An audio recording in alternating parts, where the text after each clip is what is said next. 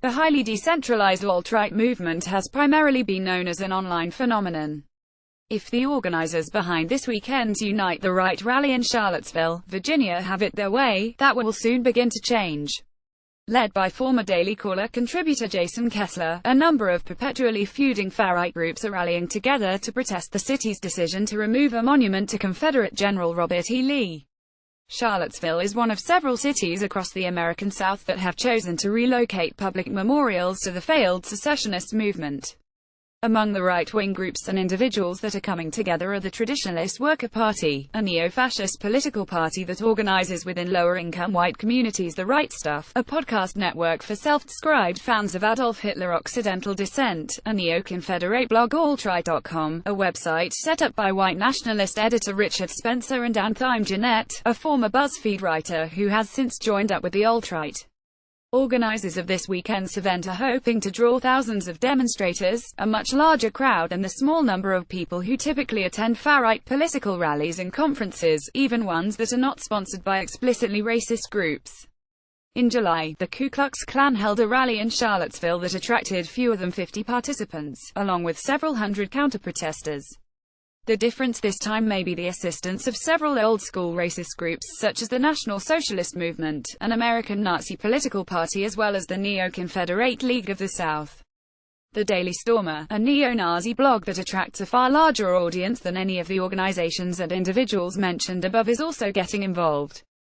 Typically, the site's owner, Andrew Andlin, has refrained from encouraging his readers to attend conferences and rallies. The Stormer has made an obvious exception in the case of Unite the Right, featuring many posts urging fans to attend.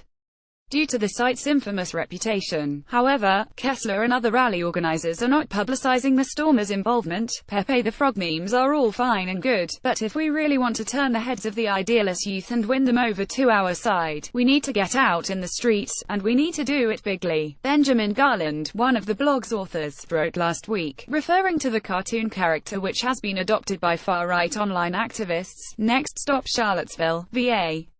Final stop Auschwitz." Garland added, "It's unclear how many people will actually show up for the event." Charlottesville officials appear to be expecting a larger number of protesters and counter-protesters than the 400 people specified in the permit the city had originally authorized.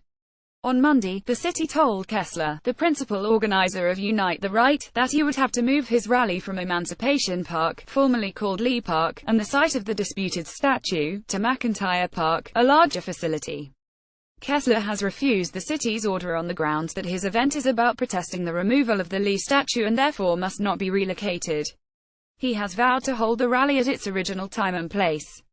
On Wednesday, the ACLU of Virginia announced that it and the Rutherford Institute would represent Kessler in a legal challenge to the city's ruling. At the very least, the city must explain in more than just generalities its reasons for concluding that the demonstration cannot safely be held in Emancipation Park. Claire Guthrie Gastanaga, executive director of ACLU Foundation of Virginia, and John W. Whitehead, president of the Rutherford Institute, wrote in a joint letter to Charlottesville officials, "Otherwise, it appears that the city's revocation of the permit is based only upon public opposition to the message of the demonstration, which would constitute a violation of the organizers' fundamental First Amendment rights." Some left-wing groups have criticized the ACLU for its position.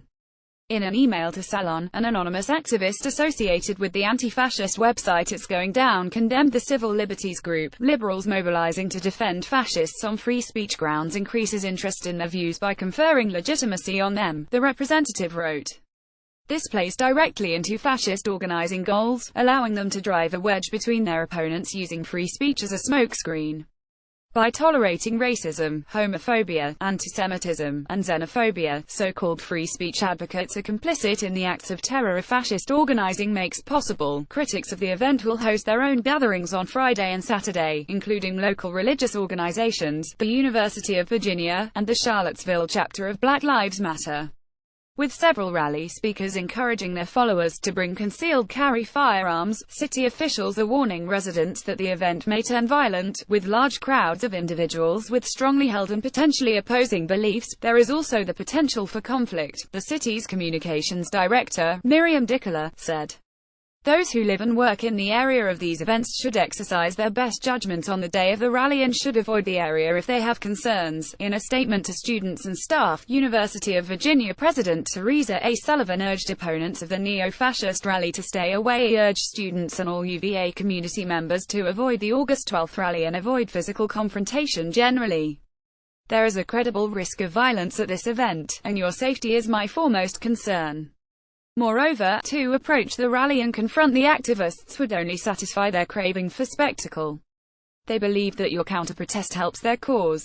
One advocate of the rally said, "We should aim to draw the SJW's social justice warriors out in Charlottesville and create a massive polarizing spectacle in order to draw as huge a contrast as possible.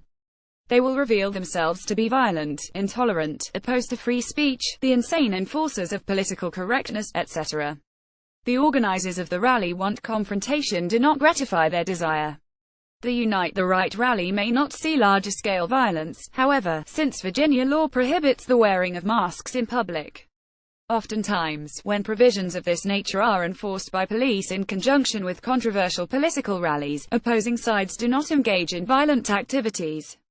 The state's National Guard said it will be monitoring the situation and rapidly respond if requested by local law enforcement. The event has not exactly achieved its objective of unifying all of the far-right's disparate elements. Michael Madden, the owner of a popular Facebook page called Confederate Keepers, charged Kessler with obsessing about race instead of history. Confederate Keepers will not be at the rally on August 12th. We do not agree with Jason using our heritage to spread his hate. We are about love and spreading education on the war for Southern independence. He is using Gen. Robert E. Lee's monument at Lee Park because he knows he will get media attention. Yes, he has the right to free speech, but that doesn't mean our Southern heritage groups need to stand next to a known hate group. I highly condemn this rally, as should everyone else. I've watched Jason for some time now and he talks about the statues maybe 2 minutes, then bashes other races. People of all races fought for the South. That statue and the Confederate battle flag is not just white heritage but black, Indian, Spanish, etc.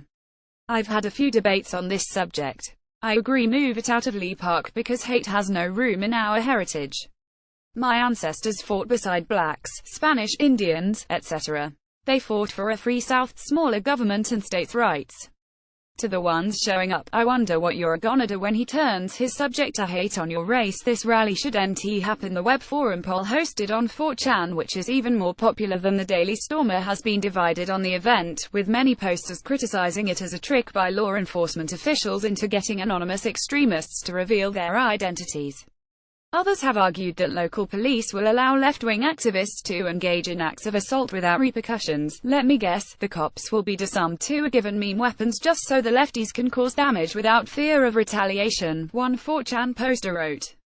Posters on the poll spin-off hosted on 8chan have generally dismissed the rally as a phony effort to make money from gullible right-wingers.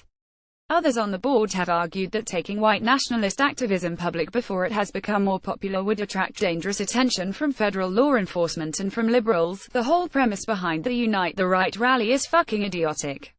You know what happens when you unite the right? You give the left a clear enemy to rally themselves with, an 8chan poll poster wrote on Tuesday. Since much of the pro-white memes have come from poll, be it 4chan or this poll, leftists have not been able to fight back since we are anonymous. There was no clear enemy for them.